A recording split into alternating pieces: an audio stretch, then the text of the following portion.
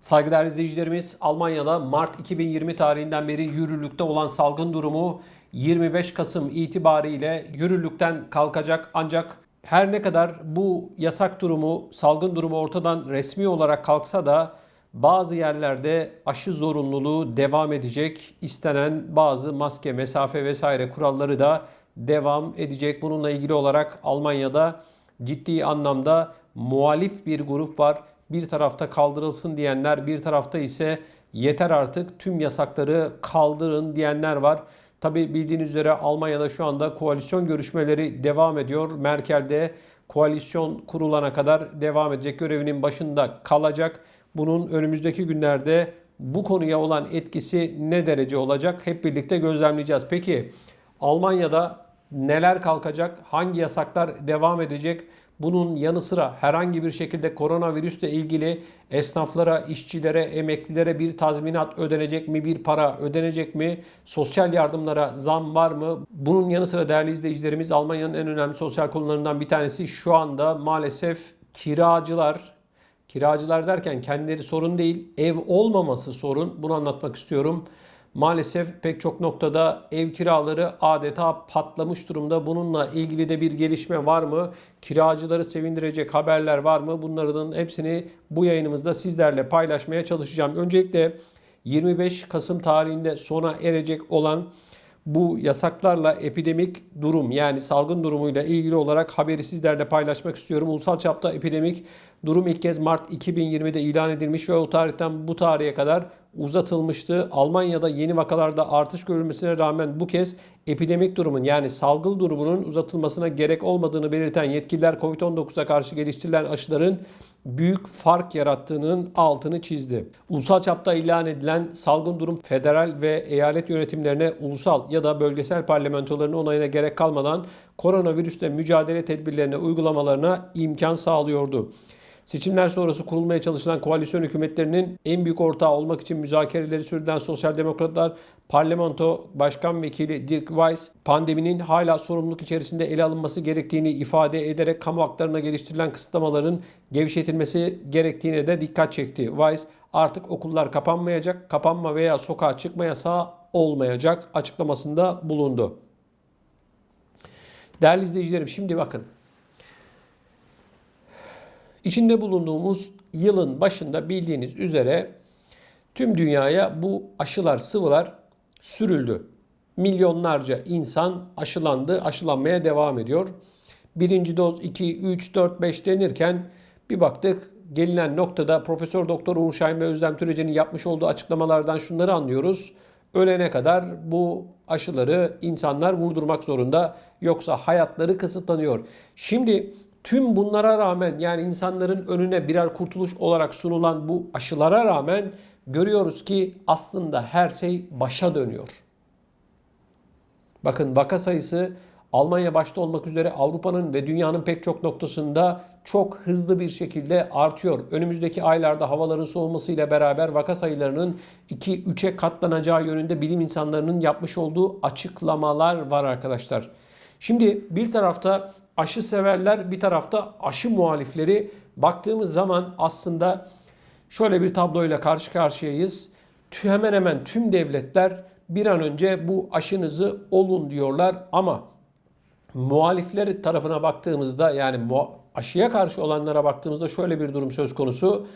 Ne onları dinleyen var ne de kale alan var arkadaşlar. Onların sokaklara dökülmesi, protesto edilmesi ya da ufak tefek sosyal medya üzerinden seslerinin çıkartmaları hiçbir şekilde siyasetçiler üzerinde etkili olmuyor.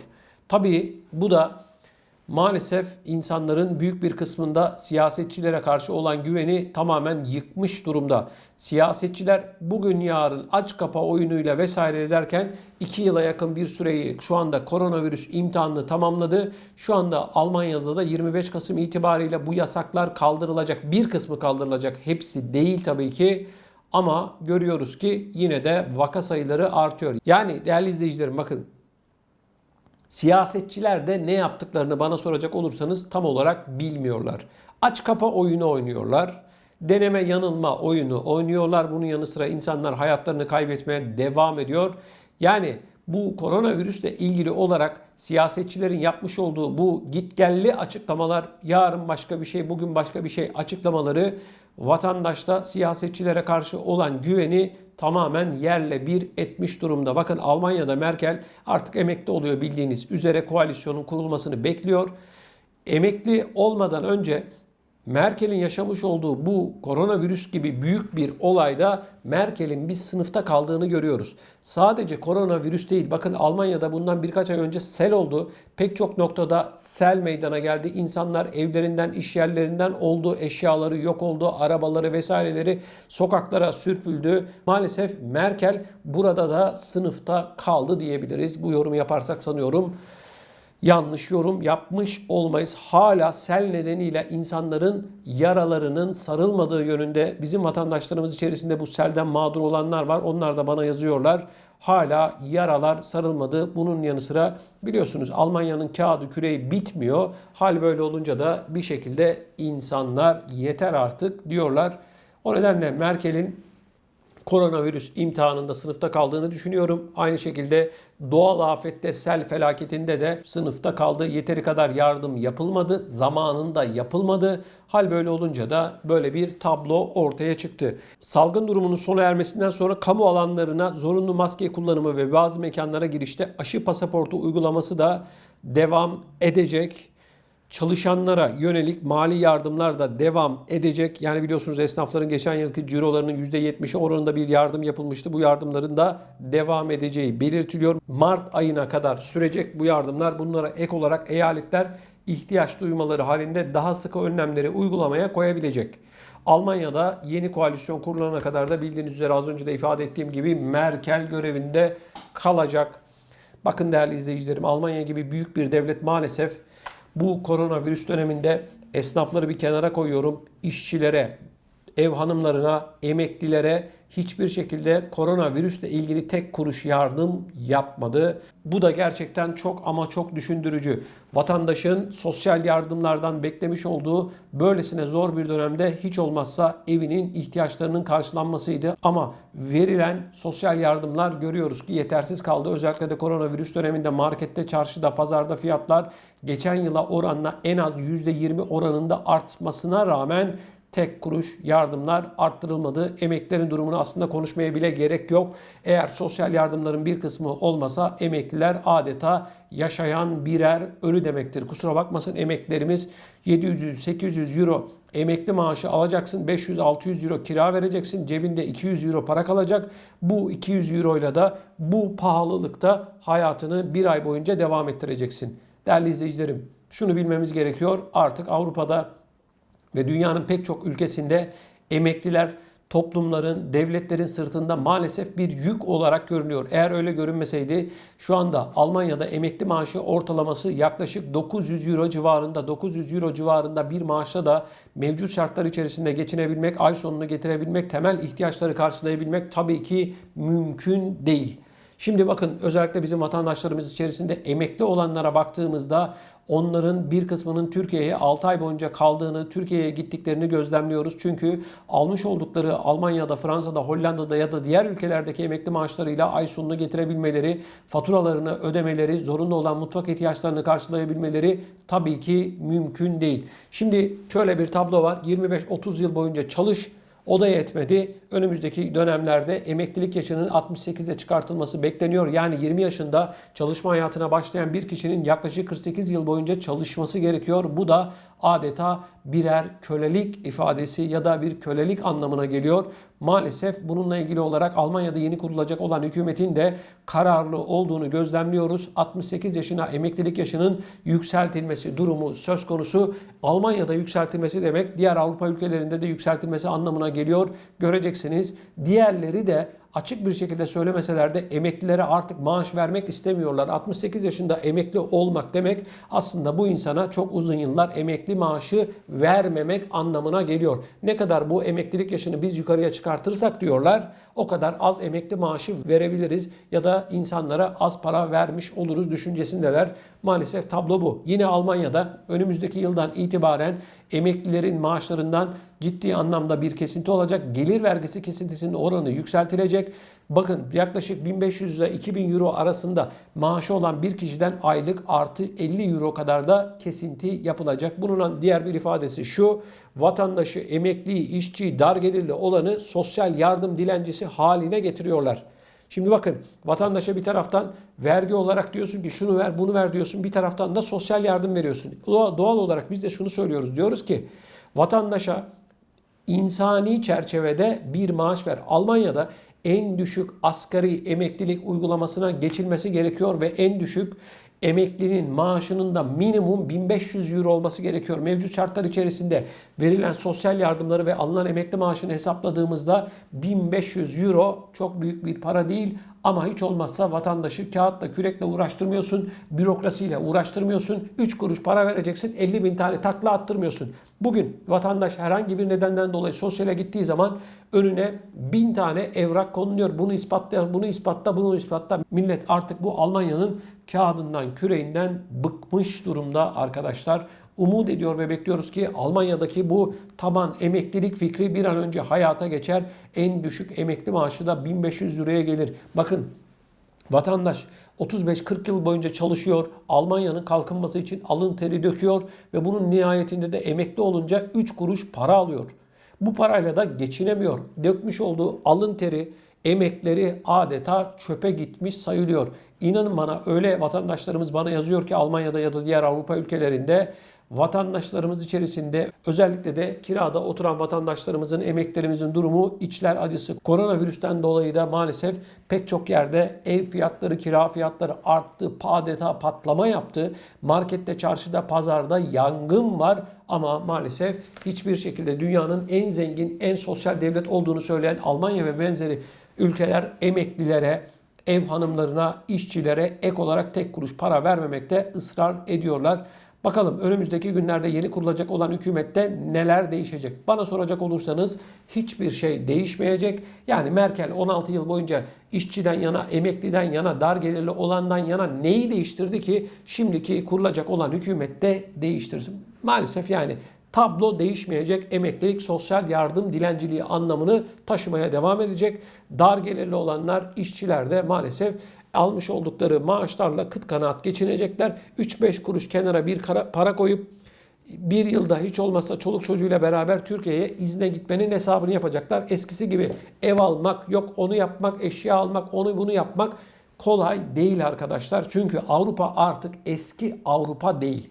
Bunun da unutulmamasında fayda var. Şimdi değerli izleyicilerim, sizlerden çok sayıda soru alıyoruz. Bu konulardan bir tanesi de kiralar. Bakın, Almanya ve pek çok noktada, pek çok ülkede artık kiralar patlamış vaziyette. 500-600 euro olan bir ev şu anda 1000 euroya kadar çıkmış vaziyette. %40'tan fazla kiralara zam geldi. Özellikle de büyük şehirlerde, sanayi kentlerinde, öğrenci kentlerinde, kalabalık olan yerlerde, Almanya ve diğer Avrupa ülkelerinde ev bulabilmek büyük bir sorun. Bu olay 15-20 yıl önceden bu noktaya geleceği belliydi. Biz defalarca anlattık, söyledik. Dedik ki Almanya önümüzdeki 5 ya da 10 yıl içerisinde ciddi anlamda barınma ihtiyacı sorunu yaşayacak. Yani konut sorunu yaşayacak. İnsanların en temel hakkı olan barınma ihtiyacını dahi dünyanın en zengin ülkelerinden bir tanesi olan Almanya ya da diğer Avrupa ülkeleri çözemiyorsa burada siyasetçilerin basiretsizliğinden bahsedebiliriz. 16 yıl boyunca başbakanlık koltuğunda oturan Merkel'in böylesine önemli bir sorunu çözmemesi çok çok düşündürücü. Bakın, Hollanda'da bugün itibariyle 600 bin konut stoğu eksik arkadaşlar. Konut sorunu var. 600 bin. 20 yıl içerisinde bu rakam 1 milyona çıkacak. Şu anda Almanya'da kiraların artmasının en büyük nedenlerinden bir tanesi konutların bulunamaması, yeteri kadar konut stoğunun olmaması. Önümüzdeki yıllarda görelim bu koalisyon hükümeti ne yapacak? Zaten bugün başlıyorum dese, 5 yıllık konut barınma ihtiyacı programı yapsa maalesef mevcut ihtiyacın belki %20'sini çözecekler. Binlerce konut, yüz binlerce konut yapılması gerekiyor. Bu da bugünden sabaha olacak bir şey değil. Bir konut, bir ya da bir binanın yapılması en az 1-1,5 yıl sürüyor. Kaç kişi girecek? Almanya'da genel itibariyle bir konut seferberliğinin bir konut seferberliğinin ilan edilmesi gerekiyor. Aksi halde bu sorunların çözülmesi mümkün değil arkadaşlar. Bu konuyla ilgili olarak sizler neler düşünüyorsunuz? Lütfen Bu yayınımızın altında bulunan, videomuzun altında bulunan yorum bölümüne yazarak bizlere iletin. Bir ya da gündeme getirilmesini istediğiniz konular varsa da lütfen sizlerden ricam bunları da yorum bölümüne yazarak bana iletmenizi sizlerden bekliyorum. Ben biliyorsunuz bütün yorumları tek tek okuyorum. Varsa sorularınız cevaplandırmaya da çalışıyoruz. Bunun yanı sıra değerli izleyicilerim şunu da ifade etmemde fayda var. Eğer bu videoyu beğendiyseniz mutlak surette bir like atmanızı ve kanalımıza hala abone olmadıysanız da mutlaka abone olmanızı rica ediyorum. Sesimizin daha büyük kitlelere ve dünyanın değişik noktalarında Türkçe konuşan herkese ulaşması için bu beğeniler ve kanalımıza yapacağınız abonelikler çok çok önemli. Biliyorsunuz abonelik ücretsiz. Beğenmek sadece parmağınızla şöyle dokunmak da anlamına geliyor. Eğer parmağınızda bir aşınma meydana gelirse ya da parmağınızda bir aşınma durumu söz konusu olacaksa beğenmeyin, abone de olmayın diyorum. Değerli izleyicilerimiz, bildiğiniz üzere Almanya'da koalisyon görüşmeleri devam ediyor. Almanya'da kurulacak olan koalisyonun en önemli gündem maddelerinden bir tanesi işçilerin çalışma saat ücretleri. Berlin kulislerine yansıyan haberlere göre çalışma saat ücretinin 12 euroya çıkartılması durumu söz konusu. Ancak bu rakam mevcut şartlar içerisinde maalesef çalışanlar için yeterli bir rakam değil. Bu rakamın mutlak surette en az 15 euroya çıkartılması gerekiyor. İçinde bulunan ekonomik şartlar göz önüne alındığında sanıyorum bu 15 euronun yeterli olacağı yorumunu yapabiliriz. Değerli izleyicilerim bakın. Alman hükümeti şunu yapıyor. Alman hükümeti vereceğinden çok vatandaştan alacağı verginin hesabını yapıyor. Şimdi Almanya'da koalisyon görüşmeleri devam ederken hala bu koalisyona ortak olacak olan partiler nasıl vergi alabilirimin hesabını yapıyorlar. Yani hep alma ağacı var, verme yok. 12 euro mevcut şartlar içerisinde bana soracak olursanız yeterli bir rakam değil. Mutlak surette 15 euroya çıkartılması gerekiyor. Bunu da şunun için söylüyorum. Bakın son 2 yıl içerisinde vatandaşın alım gücü düştü. Çünkü her şeye neredeyse %20, %25 oranında zam geldi. Zaten dar gelirli olan vatandaşlar ne yapıyorlar? Almış oldukları maaşın bir kısmıyla kirayı ödüyor. Eğer sosyal yardım almıyorsa faturalarını ödüyor. Ufak tefek mutfak ihtiyacını karşılıyor. Cebinde daha sonra 5 kuruş para kalmıyor. Maalesef şu anda Almanya'da pek çok işçinin kaderi bu şekilde. O nedenle biz mutlak surette çalışma saat ücretinin 15 euroya çıkartılması gerektiğini savunuyoruz. Yani 12 euroya çalışma saat ücretinin çıkartılması demek vatandaşta hiçbir anlam ifade etmeyecek. Ne değişecek? Hiçbir şey değişmeyecek. Bakın devletin bu 15 euro ile ilgili olarak alacağı bir kararda bazı vergilerden de vazgeçmesi gerekiyor. Çünkü her yükseltmiş olduğu kuruş için, euro için işverenin sırtına biniyor. Şimdi ne işçiden yana ne de işverenden yana konuşmak gerekiyor. Doğru neyse bunun konuşulması gerekiyor. İşverenden alınan vergiler düşürülmediği sürece bu işin olma şansı sıfır arkadaşlar. Çünkü işverenin sırtındaki vergi yükü çalışandan daha çok. Tabii ki bakın 2000 euro civarında maaşı olan ya da 3000 euro civarında maaşı olan bir kişiden yaklaşık 450 euro civarında bir para kesiliyorsa, yani brüt 3000 euro maaşı olandan 450 euro civarında bir para kesiliyorsa bu rakam gerçekten yüksek bir rakam. Vatandaştan yüksek oranda vergi alıyorsun demek. Sadece çalışandan vergi almakta kalmıyorlar. Bir de işverenden de vergi alınıyor. Yani bu işin orta yolu mutlak surette devletin bazı vergilerden vazgeçmesi ya da oranlarını düşürmesi gerekiyor. Aksi halde hiçbir şekilde vatandaş bu 15 euroluk saat ücretine kavuşamayacaktır. Bakın Avrupa'nın dört bir yanından bizi izleyen vatandaşlarımızın bize gerek videolarımızın altında bulunan yorum bölümüne yazarak ya da bizim sosyal medya hesaplarımızdan özellikle de Facebook üzerinden bize yazdıkları ve söyledikleri tek bir şey var. Biz artık geçinemiyoruz. Geçinmek gerçekten eskisi kadar kolay değil. Mevcut şartlar içerisinde pek çok kişi ikinci işini yapıyor. Hafta sonları ekstra iş yapanlar.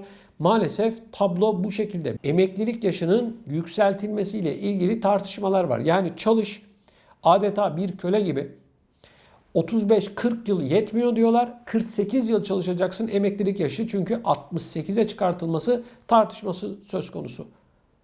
Çalıştığın dönemde almış olduğun maaşla geçinemeyeceksin.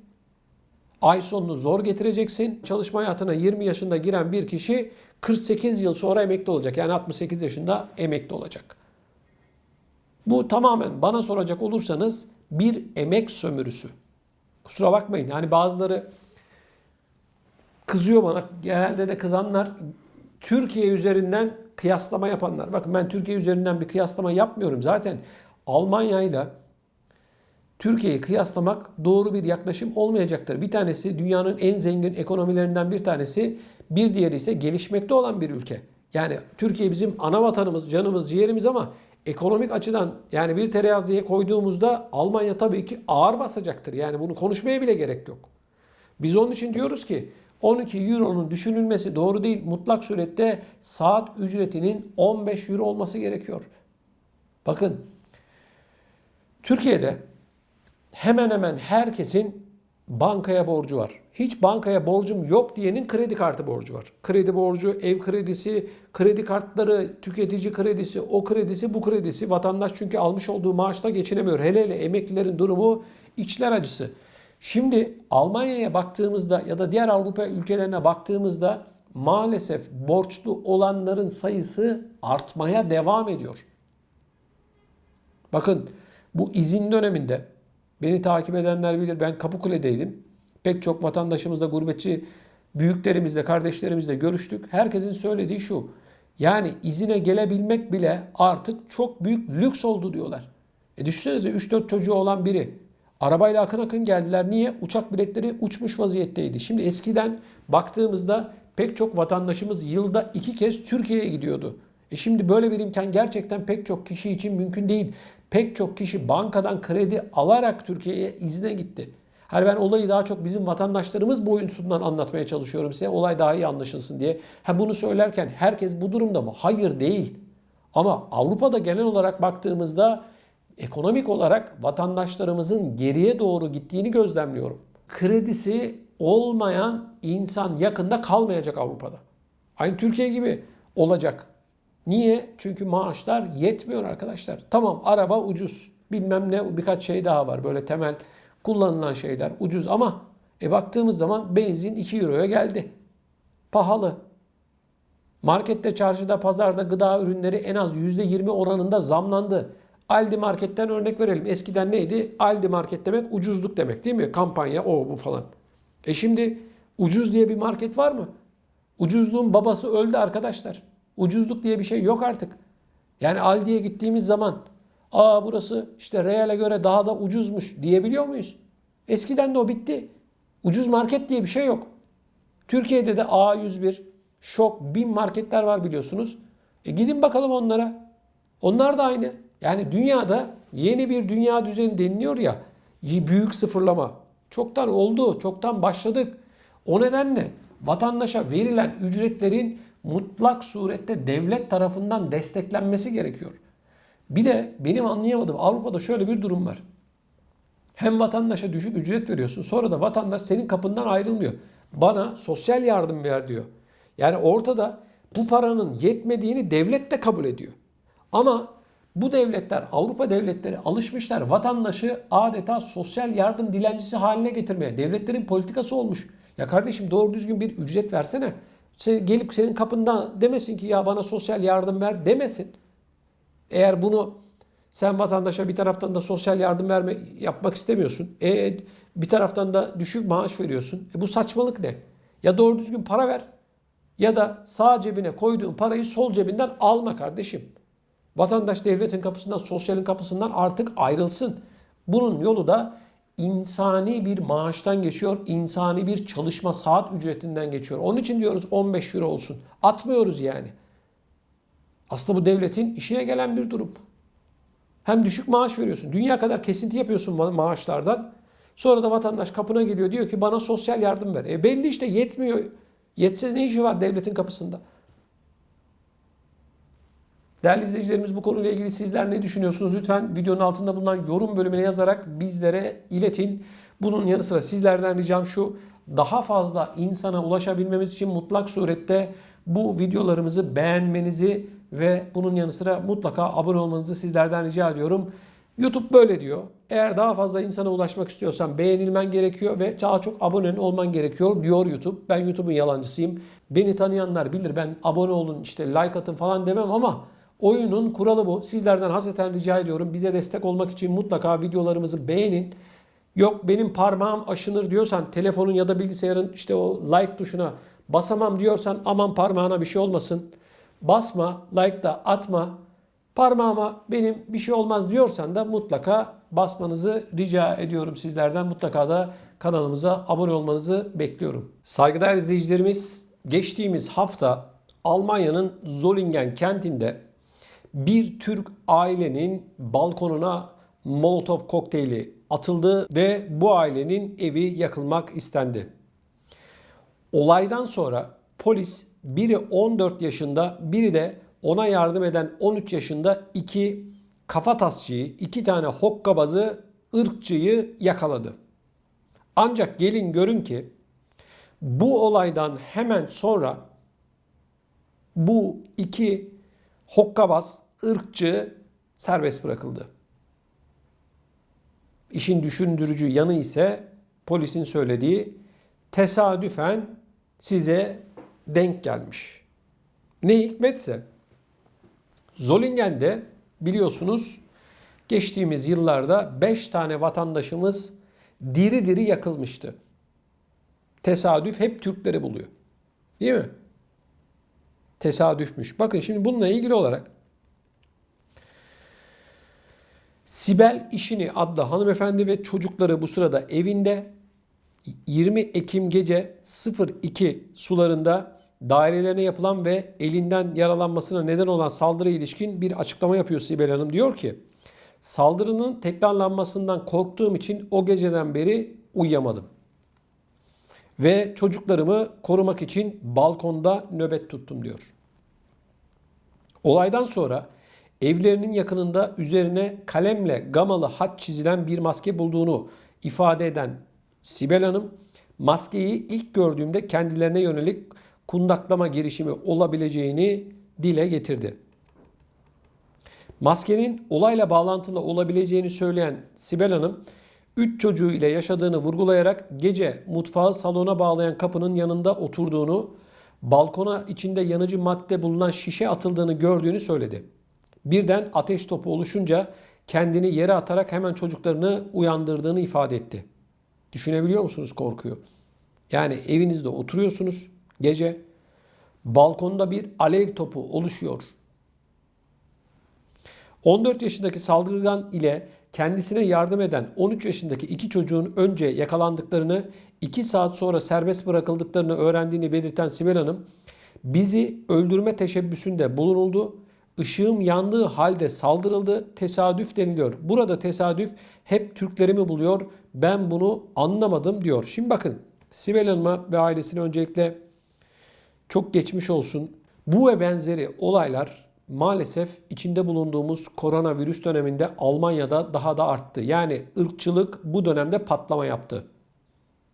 Hangi cesaretle ve daha 14 yaşında olan iki tane, hani çocuk bile demek istemiyorum, hokkabaz hangi kafayla bu Molotov kokteylini yaptı ve insanların evine attı? Polisin söylediği tesadüf. Kardeşim, tesadüften önce 14 yaşındaki bir çocuk, 14 yaşında bu çocuk Molotov kokteyli yapmayı nereden, kimden öğrendi ve hangi amaç için öğrendi? Bunu araştıracaksın. Bununla ilgili olarak bu aileye cevap vereceksin. 14 yaşındaki çocuk Molotov kokteylini bilir mi kardeşim? Normal bir çocuk. 14 yaşında bunu yapan çocuk 3-5 sene sonra 18 yaşına geldiği zaman ne yapacak acaba?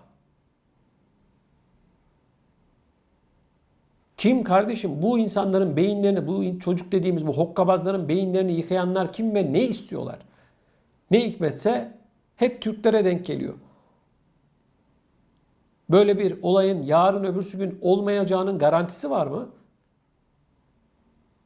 Böyle bir şey olabilir mi ya? Birinin evine Molotov kokteyli atıyorsun. Peki o balkondan içeriye girseydi, camı kırıp girseydi Ve bu insanlar ölseydi Allah korusun, evleri yansaydı polis yine tesadüf mü diyecekti? Çok merak ediyorum. Düşünsenize, aile olay Allah korusun başka bir arkadaşımızın, izleyicimizin başına gelsin. Evinizde oturuyorsunuz çoluk çocuğunuzla beraber. Camdan içeriye ya da balkona bir tane molotof kokteyli düşüyor. Ve eviniz yanıyor. Polis de bu teşebbüste bulunan kişiyi yakaladıktan sadece 2 saat sonra serbest bırakıyor. Nerede kardeşim o zaman adalet? Nerede insan hakları, demokrasi? Yeri geldiğinde mangalda kül bırakmayan bu hokkabazlar, yok biz insan haklarının merkeziyiz, yok demokrasinin merkeziyiz, bizde böyle şeyler olmaz diyenler ve çoğu zaman da Türkiye'ye ders vermeye çalışan bu hokkabazlar işte Zollingen'de Sibel Hanım ve ailesinin çocuklarının başına gelen olayları gördünüz, anlattım. 14 yaşında bir çocuk molotof kokteyli yapmayı kimden öğrendi kardeşim? Hangi amaç için? Bu insanlar yarın öbürsü gün, yani söylemek bile istemiyorum ama başlarına bir daha bir şey geldiği zaman ya da bu insanların ölmesini mi bekliyorsunuz kardeşim? 14 yaşındaki çocuğun anasını babasını önce çağıracaksın. Gel kardeşim buraya diyeceksin. Bu çocuk nasıl molotof kokteyli yapmayı ve hangi amaç için yapmayı öğrendi diye anasının babasının yakasına yapışacaksın. Bu çocuğun bilgisayarına, cep telefonuna el koyacaksın. Kimlerle bağlantılı, bu işi niye yapmış? 2 saatte soruşturma, böyle bir şey olur mu ya? Alacaksın bunu içeriye. Soruşturacaksın. Kimlerden öğrendi? Kim bunun beynini yıkadı? Kim saldırdı? Ne için saldırdı? Böyle saçma bir şey olur mu ya? Böyle polislik mi olur? Böyle adalet mi olur ya? Molotov kokteyli atıyor kardeşim. Taş atmıyor, camı kırmıyor yani. Adam molotov kokteyli niye atılır? Çok büyük zarar vermek için. Görüyoruz televizyonlarda, medyada. Teröristlerin elinde o şişeye sarılı bir şey atıyorlar. Anında alev topuna dönüşüyor. İnsanların ocağına incir ağacı dikiyor. 14 yaşında. Polisin söylediğine bakar mısınız ya? Tesadüfmüş. Her ne hikmetse hep bizlere, Türklere denk geliyor ne hikmetse. Bakın Almanya'da resmi rakamlara göre günde polise ve adli makamlara yansıyan 3 tane her gün resmi olarak ırkçılık olayı var. Bugün de en az 100'dür arkadaşlar. Polise yansımıyor. İş yerinde, sokakta, otobüste, okulda, orada, burada her yerde hiç kimse kusura bakmasın ırkçılık var. Bunu söylerken herkes ırkçı, bütün Almanlar ırkçı, Türkleri istemiyorlar, yabancıları, göçmenleri istemiyorlar demiyorum ben. Sakın beni yanlış anlamayın. Öyle Almanlar var ki bizleri çok seven insanlar. Ama içlerinde böyle maalesef kansızlar da var. Kusura bakmayın. Sen 3 tane çocuğun olduğu, yani Sibel Hanım'ın bu evine hangi cesaretle, hangi maksatla ve niçin kardeşim bu insanlar ne yapmışlar da evlerini yakmaya çalışıyorsun? Bu resmen insanları ölüme teşebbüstür, öldürmeye teşebbüstür. Cinayetten yargılayacaksın bunu. Molotov kokteyli atıyor kardeşim, taş atmıyor. Yani çocuklar ya da kapıda misket oynarken misketin tekini çocuklardan bir tanesi canı sıkılıp cama atıp cam kırılsın demiyor. Ne yapmış kardeşim bu insanlar? Suçu ne? Kim? Bakın Avrupa'da bulunan tüm vatandaşlarımızın tek bir amacı var. İnsanca yaşamak, çalışmak, üretmek, para kazanmak, çoluk çocuğuyla beraber mutlu, mesut bir şekilde hayatlarını idame ettirmek. 1961 yılında yapılan işçi anlaşmasıyla, yani bizim büyüklerimizin Almanya'ya gelmesinin ne amacı vardı? Tek bir amacı vardı. Para kazanmak, sonra Türkiye'ye dönmek, ev almak, tarla almak gibi. Çoluk çocuğuna bakmakta, ama ekonomik şartlar öyle bir noktaya getirdi ki bizim büyüklerimiz bir daha Türkiye'ye dönemediler. Ekonomik nedenlerden dolayı.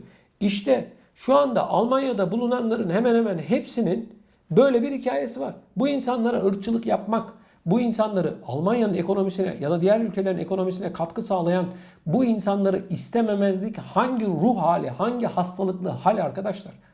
Bu ailenin suçu günahı ne kardeşim? Türklerin suçu günahı ne? Şu anda Almanya'da en kalabalık nüfusa sahip göçmenler Türkler, biliyorsunuz. Nedir kardeşim? Ne istiyorsunuz? Irkçılara sesleniyorum. Yani bu ailenin ya da geçmişte Zollingen'de diri diri yakılan insanların, öldürülen insanların ne suçu, ne günahı vardı?